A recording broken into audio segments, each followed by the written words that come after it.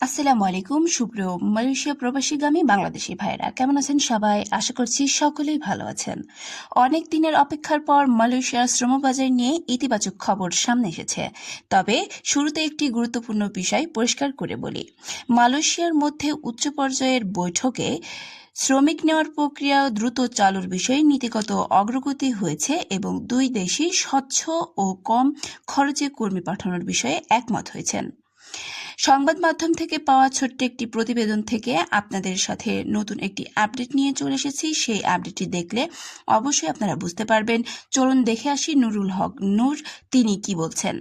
প্রতিমন্ত্রী নুরুল হক নূর জানান, ২০২৪ সাল থেকে মালয়েশিয়ায় বাংলাদেশ থেকে কর্মী নেয়ার স্থগিতাদেশ উঠতে যাচ্ছে শিগগিরই। দ্রুত সময়ের মধ্যেই হবে। আমরা তো আগে এক্সপেক্ট করছিলাম যে অন্তত ধরেন এখন এই জুন মাস, হ্যাঁ, সেক্ষেত্রে প্রধানমন্ত্রীর সফরের মধ্য দিয়ে এটা একটা ওপেন হবে। যেহেতু প্রধানমন্ত্রী গিয়েছেন, আশা করি এখন আনুষ্ঠানিকতা বা যদি কোনো আপনার ফর্মালিটি থাকে সেটা শেষ করার পরেই আমরা এটা ওপেন করতে পারবো। বর্তমানে মালয়েশিয়ায় কর্মরত ৮ লাখ অনিবন্ধিত বাংলাদেশিদের বৈধ করা ও দেশে ফিরিয়ে আনার বিষয়ে উদ্যোগ নেওয়া হবে বলেও জানান তিনি।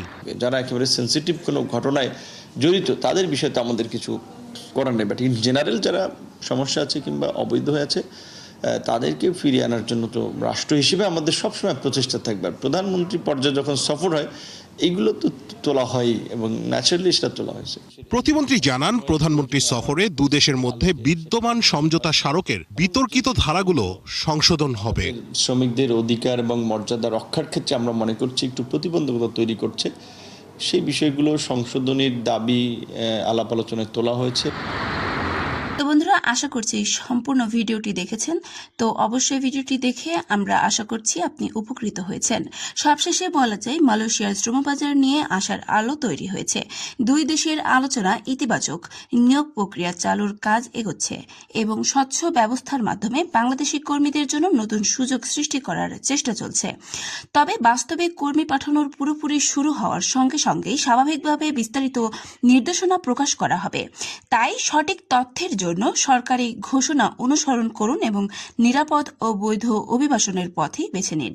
ভিডিওটি যদি আপনাদের ভালো লেগে থাকে তাহলে অবশ্যই লাইক, কমেন্ট এবং শেয়ার করতে ভুলবেন না এবং আপনাদের মন্তব্য অবশ্যই কমেন্টস বক্সে জানাবেন। প্রবাস ও ভিসা সংক্রান্ত নির্ভুল ও সর্বশেষ আপডেট পেতে অবশ্যই আমাদের চ্যানেলটি সাবস্ক্রাইব করে রাখুন। তো বন্ধুরা, আজকে ভিডিওটি এখানে শেষ করছি। দেখা হচ্ছে পরবর্তী কোন আপডেটে। ততক্ষণ পর্যন্ত সকলে ভালো থাকবেন, সুস্থ থাকবেন। আল্লাহ হাফেজ।